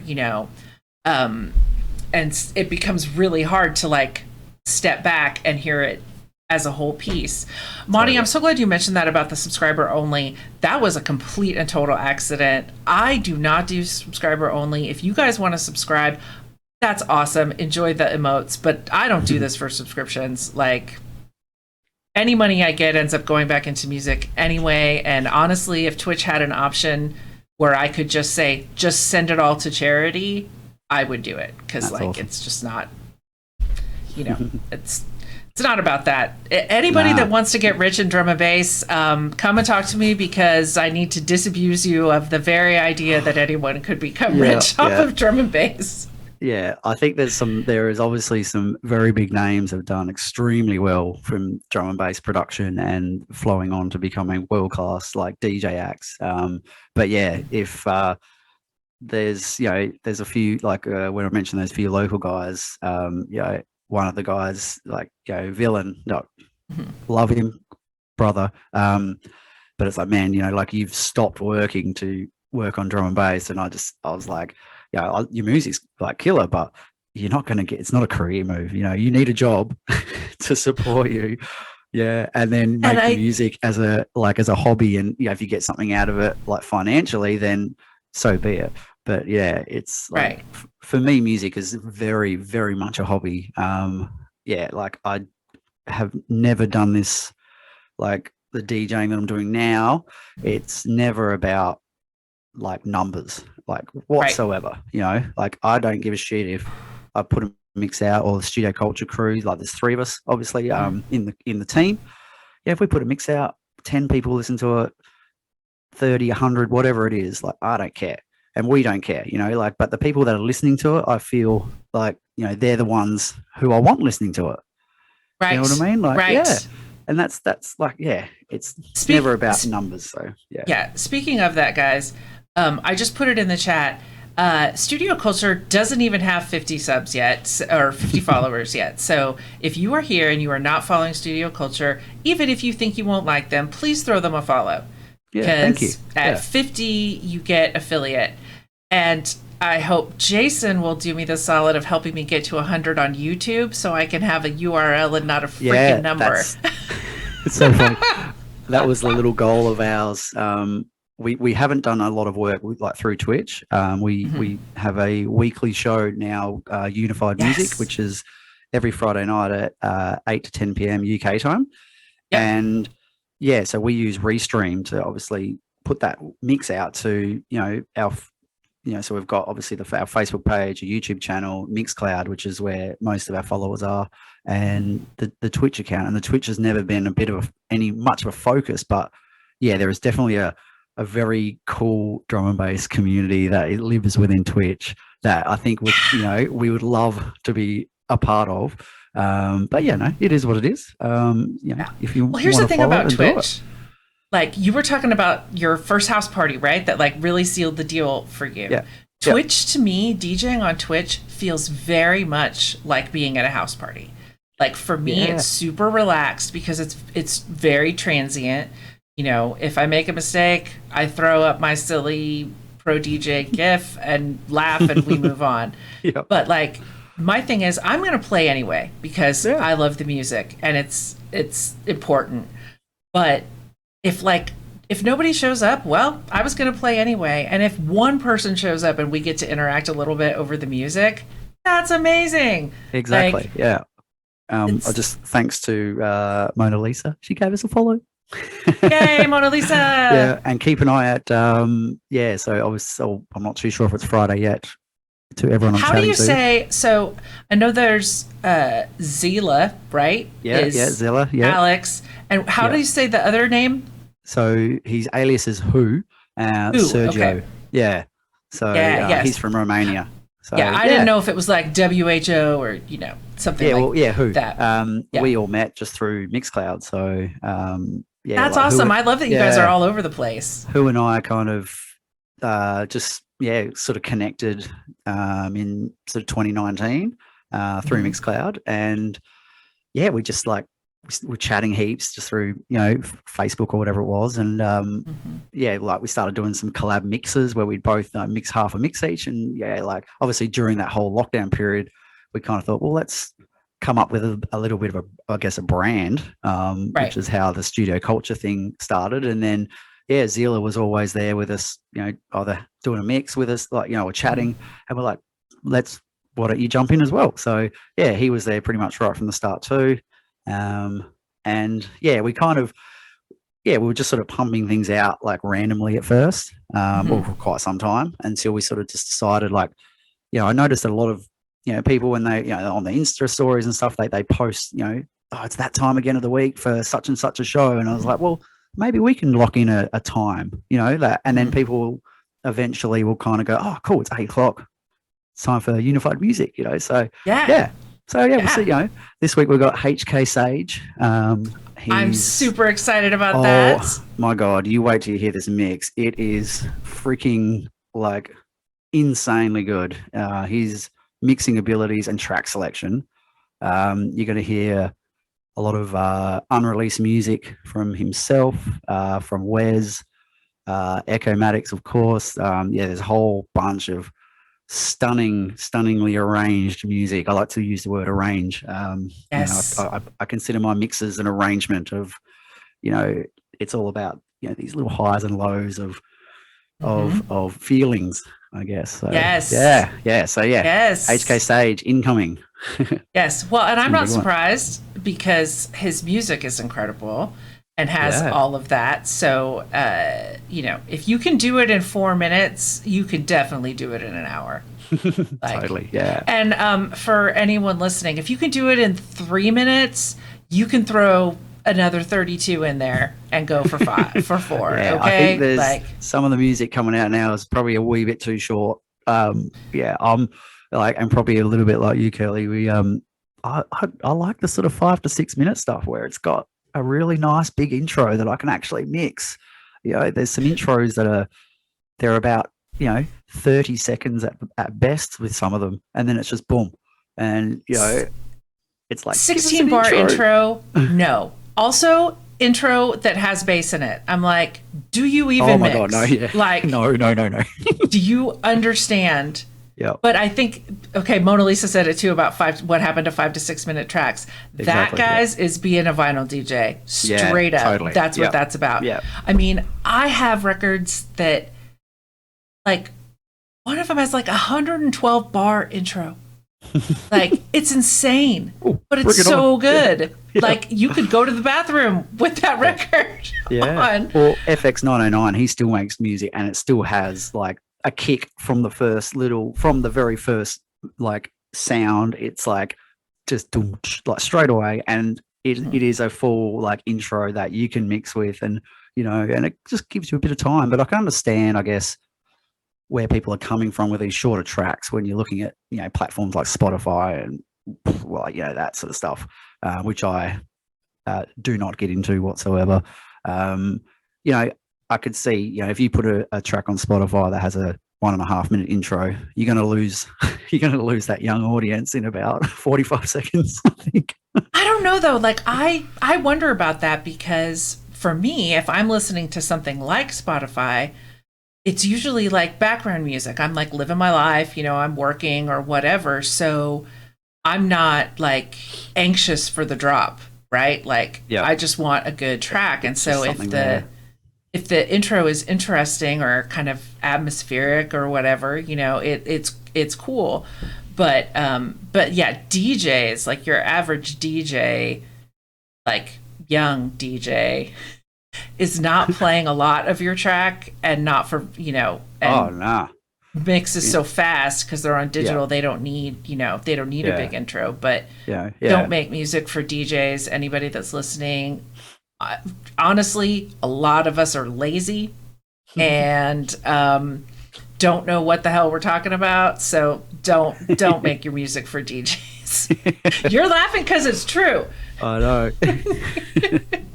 But yeah, you're right. Like, you can see, like Andy C and AMC, like what they're doing, and it's at a rave or festival, like destroys a crowd. But you're hearing about 30 seconds of a track, and they're already mixing the next one into it and dropping it on top of the other one.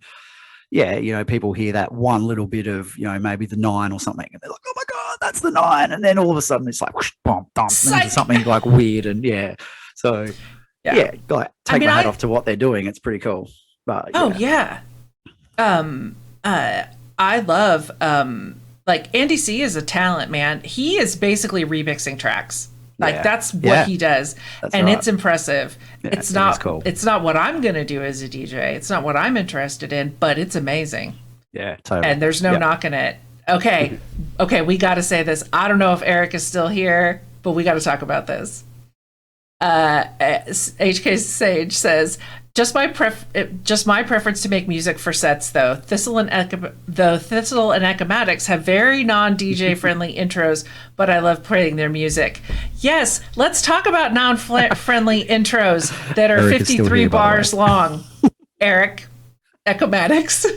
Yeah, I know now that when I play one of his tracks that I actually like not rehearse the mix first, but I've just got to make sure that my drops line up, because when I think it's going to drop, you sneak in another little like mini section that I don't expect. It keeps me on my toes, brother. I can't double drop. Dang it! Like, because there's this weird 4 bars. Somewhere. Yeah, that's all it is. Yeah, it's like literally 4, and so I set like a little cue point or something up on my console. It's like and then when I hit it play, it's like it feels weird because I'm not hitting play at the time that I normally would.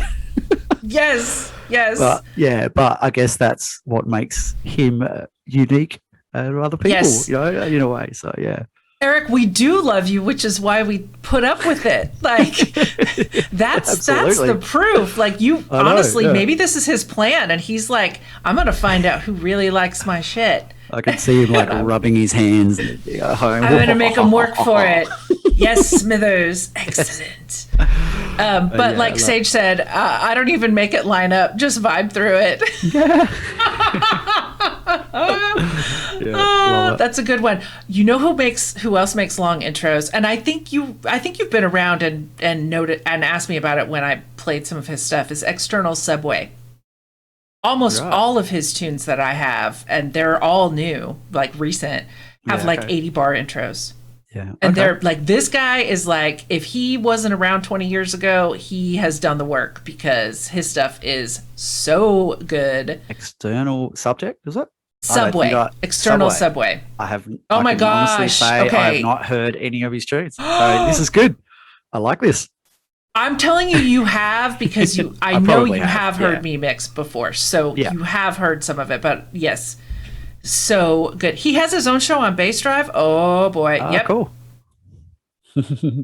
Yes, I love it. Okay, honestly, like the two producers right now, if I had to pick just two, who I listen and every single one of their tracks that I hear is something I wish I could make. Can I guess one of them? You can guess one of them. I'm going to say Secret Structures. No, actually, although Only because I know that you because are Secret Structures frothing over is I will play his stuff, Yeah, but as far as like me making it, his stuff okay, is right, okay, very him. It Yeah. is very very him, and it's not me because it's like he does this thing. I can always recognize one of his tunes because he always has some weird element that shouldn't work, or at first glance you wouldn't think it would work, and it just works. Like a weird works, yeah. stab or like something that I would never think of, but it's just cool. But no, for Yeah. me right now, it would be Eric Ecomatics, who is Yep. not paying me, who has like, and Checks in the External post. Subway. Those two. Cool. Those I'm going two to definitely are get onto them. him. I've got to. Yeah, I can see. Like Sage has just said, "Would You" is such a tune by External Subway. So He I'm going to has check that out.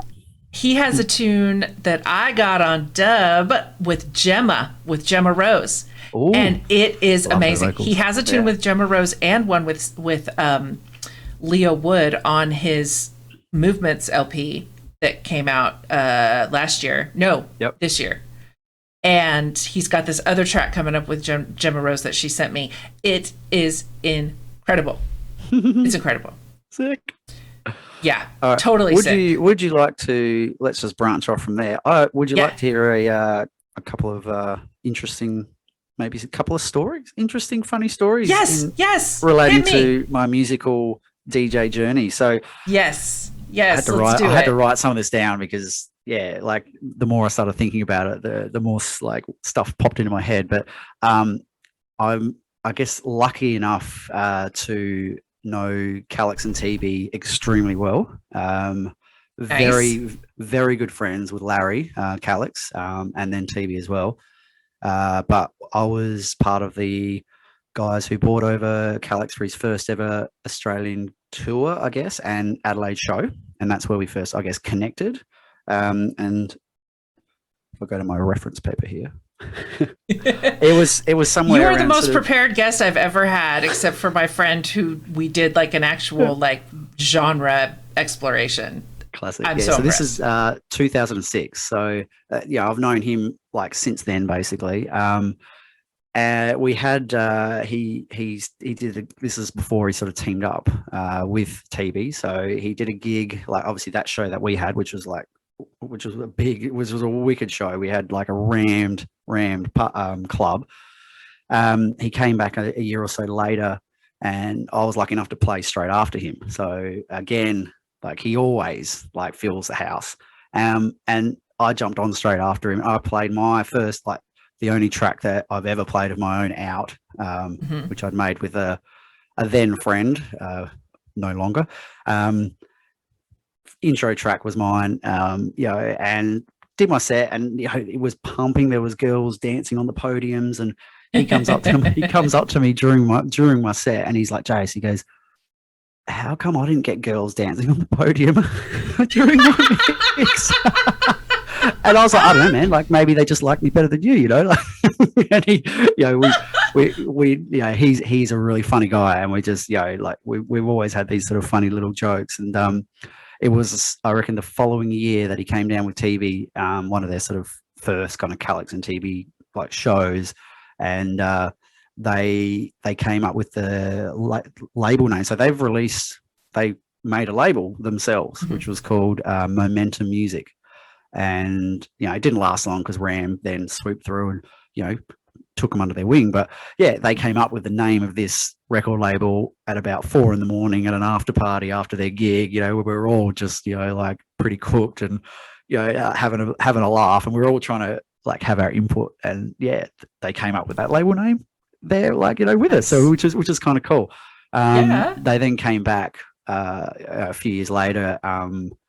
This is probably after 2010, I reckon it was, maybe a year or two later. And where I used to work, I'd taken up table tennis as a bit of a fun sport to play. And we were just sort of having a conversation, and I was talking about table tennis, and Larry and TV were like, oh, yeah, we're taking up table tennis as well. So I've got photos of the three of us in the warehouse at my work, just me, Calix, and TV, just, you know, a few lads whacking balls around playing table tennis. You know, like it's pretty cool to see them and, you know, just hang out with them as normal people.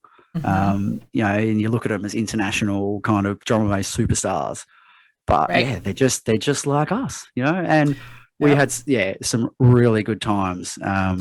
If anyone needed with those boys, anyone needed evidence that DJs are just nerds with good PR, witness the table tennis story. Yeah, exactly. Yeah. So, you know, I never would have thought in my wildest dreams that I'd be playing table tennis, you know, with Calix and TV, then going out for sushi later, you know, just, yeah, like, you know, stuff like that. It's, you know, there's been a few of those cool moments. I was part of the crew that brought Black Sun Empire to Australia for the first ever tour. So when Driving Insane was released, I think in like 2004, we did a Driving Insane tour. Nice. Your bedtime soon, huh? No, I'm sorry. It's you're okay. Allergy medication. Let's just leave it at that. Yeah, leave it at that. Yeah, I know about that.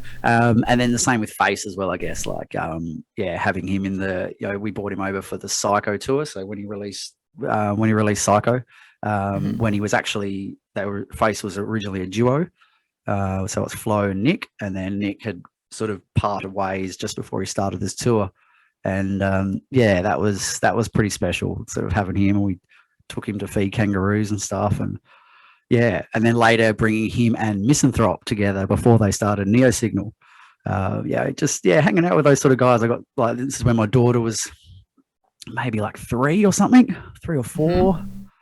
She's a bit older than that. But yeah, like I've got photos like her and Misanthrope just connected. You know, like here's this guy Michael from Germany. Never met him before in person, and he's like eating ice creams with my daughter. You know, I think we were pretty lucky back then to, I guess, have access to some of these, like, you know, like very talented people, and you know, be involved in bringing them to Australia. You know, some of the shows weren't that great as far as crowd goes, but it's always been hard here in Adelaide. You know, if you're not a big name, you know, to fill that dance floor is hard work. That's for sure. Yeah. Well, and to, like, people won't go out for their local DJs the way they'll go out for big names. But it's interesting because lockdown just gave such evidence that local DJs are just as good as international DJs. You've just never heard of them. That's right. That's exactly it. We're doing the same thing. It's just, you know, we may not be playing like those unheard tracks or whatever it is, but yeah, like, you know, I would like, you know, I consider myself like, you know, a very good DJ. Like, you know, I have a talent for doing this, and, you know, and I've got a lot of mates who, you know, they love listening to me mix and whatever, but, you know, I could do what those big names are doing. I just, you know, we just don't have that status, I guess, so Well, and now yeah. you pretty much have to be a producer to be a Yeah, name. absolutely. Like Yeah. no one is going to, I don't believe anyone today is going to become a internationally known DJ unless they are also a producer. I just don't see it I happening. 100% agree with that. Yeah, you got to be, you look at, maybe take, for example, Monroe, those tunes that he made, like, fuck, like he sort of redefined liquid with this kind of real, like, sci-fi darkness to it in a way. And yeah, he, before that, was like, who was he? And now he's mixing all around the world, like, because Yep. he's released, he's on Shogun, and like, yeah, that's if you're not doing that, if you're not making the caliber of that music, and yeah, like, it's going to be hard for you to tour the world, I think, if Well, and that's what you wanted to do. it's kind of a bummer though, because I had never thought about it, but it became quite evident in, with the pandemic that uh, the money to live is not off of making music, it's off of DJing because you made the music. That's right. Yeah. And it's like this weird feedback thing where if you want to have lots of signings, then it helps if people know you and they know you because you're a DJ, and you get DJ books because of your bookings because of your signings. And like, I feel bad for producers that don't want to be DJs, because it's not the same, right? Like, you can produce at home, in your own space, in solitude and quiet, and you're not the same with DJing. No, that's right. Yeah. So I think if I've had quite a few people just say, man, you should start making tunes, like, it's for me, it's probably more like, maybe I'd be all right at it again. I don't know, but it's more of a time thing. I value my time when I'm not working, with my family and with my friends. And, if I get to have a mix here and there, then cool, but yeah, my downtime is, I value it, like, very highly. And I know, like, from past experiences, that production is very, very time absorbing. Yeah. So if you don't have commitments in your life, husband, wife, family, then music is my boyfriend. Yeah, there you go. Yeah. So I love you, but I've chosen drum and bass. I think there's a t-shirt going around. I reckon I've seen one of them before. Yes. But yeah, it is. It's and that, it's true. Like, yeah. But that's just my personal, like, view on it. I know if I was to open, I'd go back to Cubase, I think, because that's what I used to work with. But if I did, it would just be like, okay, man, I've got to start from scratch, and then it's just, I've got to learn everything, and that in itself, before I even make a track, is going to take hours and hours and days and months and whatever, So yeah, I mean, it's time consuming, and like, I'm glad I got serious about it, because since I got serious about it, I've spent more time on it, and there's definitely been growth. But I will also say, if someone told me that the only way I could learn how to produce was that I had to learn everything before I made music, I would have been like, well, then I guess I'm not doing it, because that's just just not my personality. But so you can, like, pick things up as you go. Like, oh, I didn't know, like, one of my first lessons that I did, I randomly saw the guy who I take lessons from, Alpha Rhythm, copy and paste automation. I didn't even know you could do that. That changed everything for me. Yeah. Like, it's just these, but I know that shortcuts. There are people who, and there are people who've been doing it for years. But effectively, like, proper shortcuts. Yeah. Right. That save you time as a producer.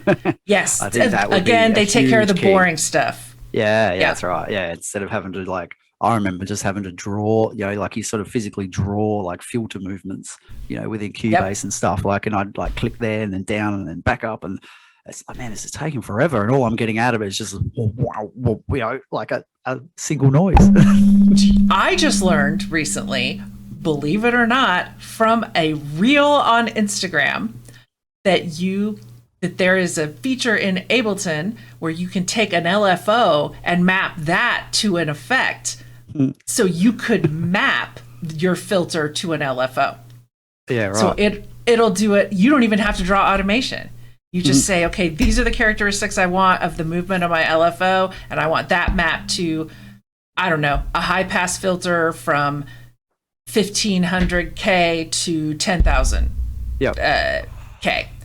And it will move, it'll cycle through that. Amazing.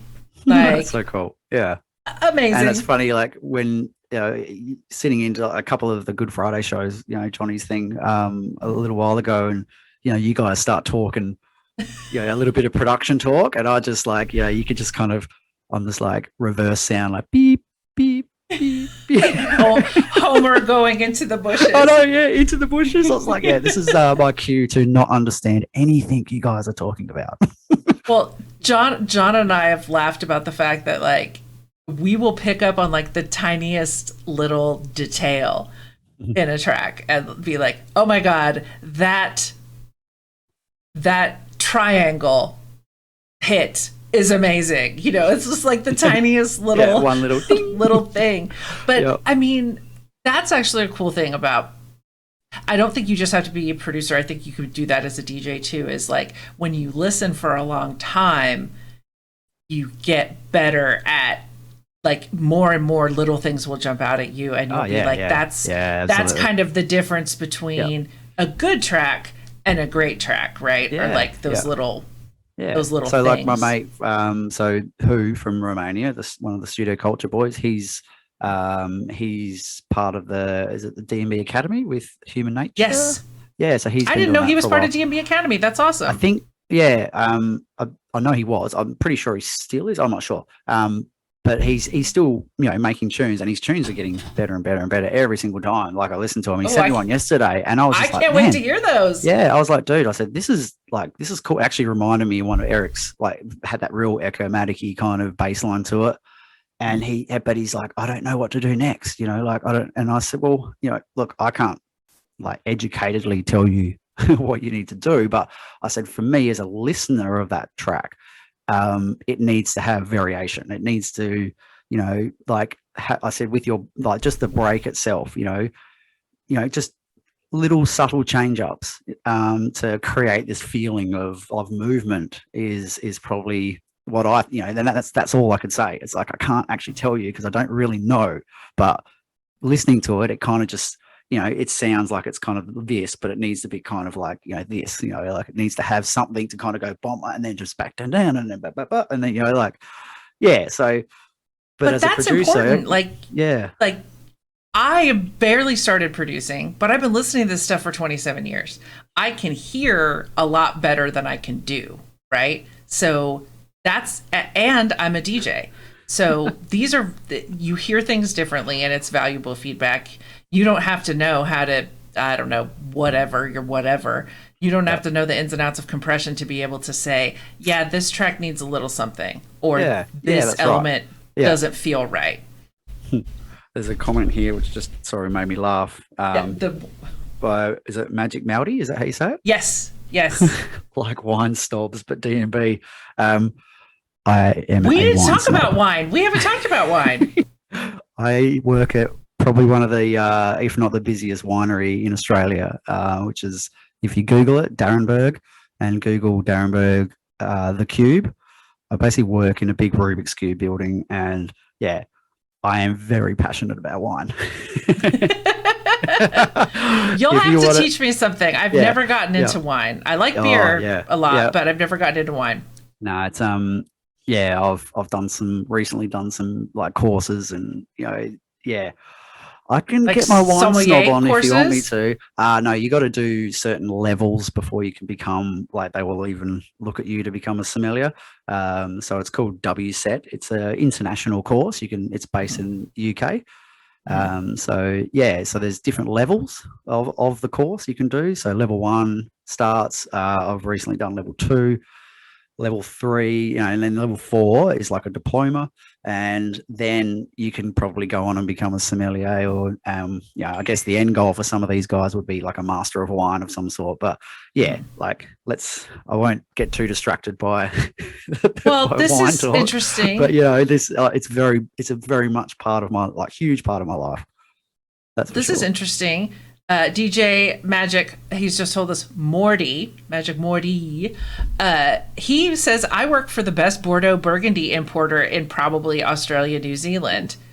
You probably know my work. We import DRC, for example, and I'm not even going to try because that's French. Yeah, And I don't speak French. I can't. I've not heard of those. To be honest, we import DRC. I'd imagine if DRC is not a brand, it might just be a appellation like control of wine. So obviously wine is So if you look at, say, France, for example, Burgundy is probably one of the best wine regions, possibly in the world, producing just stunning wine. So they've all got appellation control over their vineyards. So, which is why I guess, if you break that down, we can't call, like in Australia, we can't call champagne because the appellation regulates that name to that specific part of the world. But and even things like Burgundy, like he's just said, they're like the top echelons of Burgundy. So I hope you may be talking about like Grand Cru, perhaps, are you? So like, if you're looking at Pinot like as a varietal, like some of the best Pinot in the world is coming out of Burgundy, and like it's labeled as a Grand Cru, and that's they'll just have that on the label. They won't even write what it is, and you just know that it's coming from a very tiny little block of like vineyard. That might be 10 generations owned. You'd be paying $15,000 a bottle or something. It's Wow. Well, one of my favorite beers is Rodenbach Grand Cru. So hey, like there's a connection. Yeah. Well, he just wrote that. He just wrote that word. Rickeborg. Is that what he said? I can't say it. No, I said Rodenbach. Oh, okay. Yeah. I'm sure it's German or Belgian. Yeah. He's dropping $15,000 for a bottle of wine. He's dropping a lot of French words on us now, and I feel like I feel he knows more than mon Dieu, no more French. But no, it's wine's like I'm passionate about it, and I think the more I start learning about it, the more I want to learn. So, but anyways. So wine. What else are you interested in that's not music and not wine? Yeah. Recently started taking up skateboarding again. So as a bit of a at your age, this is brave. This is very we call brave. It our midlife crisis decision. My mate and I, we're hitting the skate parks, and I'd say more hitting the cement than anything. But it hurts. I think I almost broke my wrist on the first day back after probably 25 years. But I have a friend who just took it up again too, and he was like, "Thank God for wrist guards." That's what I didn't have on the first time I went down to the skate park, and I had I've got a video of my hand; it was almost purple within 2 days. But but Yikes. So skateboarding. I'm pretty close to the beach, so anything that's kind of water related or beach related, just immersing myself in all of that sort of stuff. But is it the law that Australians must surf, or do you not surf? No. I think we're probably perceived as like we're all surfers. But the beach is obviously a very like close connection, because a lot of us live really close to it, because like all of our suburbs and everything are right on the waterfronts basically. So it's maybe 7 minutes from my house, but it's actually pissing down with rain right now, so that ain't happening. Yes, it's winter for you in the future. It's actually spring. It's spring, but it is not normal spring. So it is normal fall in Texas, which means it's going to be 100 degrees this week. So the worst. Yeah. So I love, like I did competitive CrossFit for probably about 5 years or so, 5 or 6 years. That was when There's competitive CrossFit? Oh yeah, like just look up the CrossFit Games and you'll see some of the big beefiest looking guys and girls you'll ever see. But yeah, I lost the passion for music, probably in around probably 2013 or 14, I guess. Like I just Mhm. kind of, yeah, I went down a bit of a dark road with a couple of people doing some stupid stuff. And I wanted to separate myself from that because that was the connection, was like, partying Yeah. and music, taking drugs, Yep. and it was affecting me massively and my home life. So I was Right. like, I need to remove myself from that completely. And that was Right. taking, something I love so much out of my life. Right. So I took up CrossFit and yeah, got like really fit and quite strong for a little guy who's like 70 at that time, like 76 kilos. Um, yeah, like I've done some pretty cool lifts in my days, some big clean and jerks and whatever else. And for a little guy, I just kind of, yeah, I really enjoyed it. So yeah, I still exercise, like, train a few days a week, not to that level, but yeah, that's something I'm very much interested in. Keeping myself as fit as I can, because I still haven't met a person who can guess my age. So obviously look Yeah. quite a bit younger than what I am. So far, I'm okay on that too. Yeah, Um, yeah. Most people but think I'm about like early to mid 30s. I was like, well, I'm going to take that any day of the week. right. Right. I do Yep. finally get carded now. That was a bummer when I finally did start getting. I'm sorry. I finally don't get carded now. That was Oh, a is that like bummer. ID checking? Is it? Yes. Okay. Yes. Um, I used to get carded for cigarettes for a long time. First of all, I don't Wow. smoke anymore, which is nice. But Yep. in America, you have to be 18. So I was getting Yeah, carded same because here. of 18, and I was like, Yeah, wow. it's been a long Yeah. time Yeah. since I saw that. Yeah. But I mean, I've been quit for like 15 years though. So, Yeah, yeah, yeah. um, But yeah, so it's I don't know, I guess lucky enough to be aging like a fine wine, maybe. there you go. Yeah. Hey, speaking of wine, I meant to tell you, Yeah. I know a producer and DJ who is also super into wine. Beeson. Uh, Oh yeah, yeah, yeah. he's like massively into Yeah, wine. he did the Wessex course. I saw he posting it on his Instagram last year. I reckon he did that same course that I've just like done not too long ago. Um, Yeah. yeah, it's man, I love it. Yeah, I It's think only it, he's going to take some time off. I think he said to like work on vineyards for a while. I'm like, wow, that's dedication. Magic. How do you say it? Magic Morty? Magic Yeah. Morty. He said I'd say late 40s, early 50s. I Like know. I'm me? like, I'm ignoring that because if you're talking to me, I'm going to be very sad. Like if you look I mean, close, technically, I'm got in a lot my of grey late hair. 40s now. Yeah. I did cross over, but ouch. Yeah. I'm 45 here, mate. So, Yeah, he's but if you, mid. He's yeah, firmly mid. Very firmly but mid. hopefully I don't look like early 50s. I'm pretty sure. You know what though? I You actually never saw know. something super interesting It's recently funny. that was talking about like basically age perception, and that like the reason we think like we look back on say pictures from the 80s and are like, man, high schoolers look so old.